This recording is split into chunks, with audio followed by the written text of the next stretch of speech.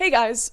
Okay, so before the next couple of videos in this series on South Africa I'm doing come out, I wanted to quickly talk about some criticism I have gotten in the comment section and on Twitter. And first of all, I think it is totally legitimate criticism. It is people asking me, Lauren, why are you only focusing on white people in this country? Why are you focusing on white murders, white struggle, all of this? Is it some sort of like everyone in South Africa faces issues? The crime rates, they affect all the people here. I mean, I was talking to a woman from Zimbabwe the other day, and she was telling me she has to pretend to speak deep Zulu or be more Zulu than she is so that she doesn't get discriminated against on the bus. Like discrimination, crime, murder, it happens to everyone in South Africa. So why am I talking about white people? Well, there are two different reasons that I'm doing it. And the first one is the international coverage and what they decide to talk about. I'm sure some of you saw the other day, you had this woman, or young girl rather, in Toronto who said her hijab had been cut up by a man and it was some sort of hate crime. Maybe the local paper would talk about it. No. International papers all over talking about how this is a grave act of Islamophobia. This shows the hatred and racism in Canada. Even the freaking Prime Minister, Justin Trudeau, did a whole speech on it talking about how this is horrible. Turns out, whole thing was false. Made up, didn't happen. Guess what? They don't even talk about it. They just shove it off to the side and it's like, oh, guess that didn't happen. In South Africa, you have families right now, young girls, I just saw a picture that just is burned into my mind, having their lips cut, Joker style, up to their ears.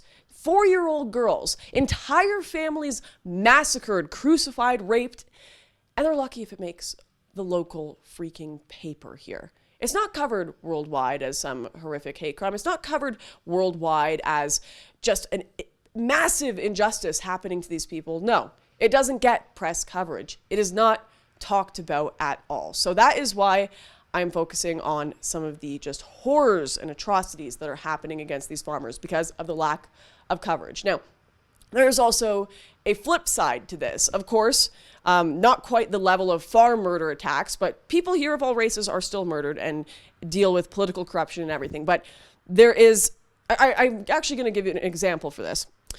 In America, a lot of people look at Donald Trump and they say he is a white supremacist, he is hateful, he is going to destroy the country and cause hate and division. That is what the mainstream media headlines say constantly.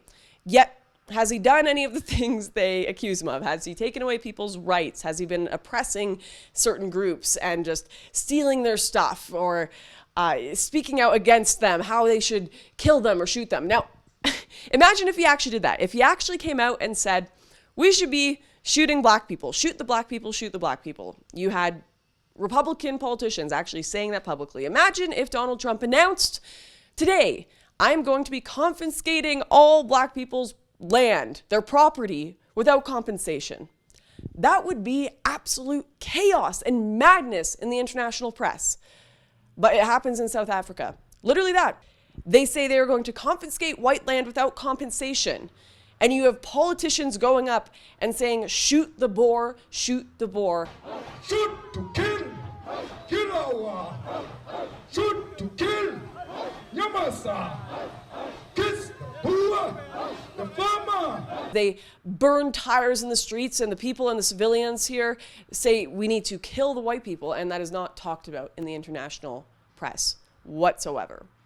So that two-prong approach of, one, it is mainly white people being attacked and marginalized by the government. They are about 8% of the population here. And it's legitimate discrimination. It's not like our ridiculous, what we call discrimination in America, where someone gets called a bad name and it's an international headline. No, here they actually even have reverse affirmative action. It's economic black empowerment, I believe, is what it's called, where a ton of whites have just been fired from their job because they're white. And they say, oh, you've got 8% of the population. Well, then you should only be 8% of workers in government jobs and jobs across the country. So there is actual discrimination happening here in South Africa against white people. And it's that two-prong. The mainstream media is ignoring it. They're ignoring the massive injustices happening, and the government is actually discriminating against these people and not in the kind of SJW sense. So I hope that clears up the air for some of you guys. It is certainly not that I think there aren't injustices against other groups in this country. It is certainly not that I think there aren't other important stories involving the entire corruption here and the poverty and just the horrific things happening to all people in South Africa. But I'm focusing specifically on this one story because the other media refuse to report on it. It is politically incorrect to report on it. It is just taboo to talk about. And a lot of you support this channel because I'm willing to talk about a lot of these taboo subjects. So I hope you look forward to the rest of the videos in these series with that context in mind. We've got some great stuff coming forward that really needs to be talked about. Thank you guys so much for watching. I'll see you next time.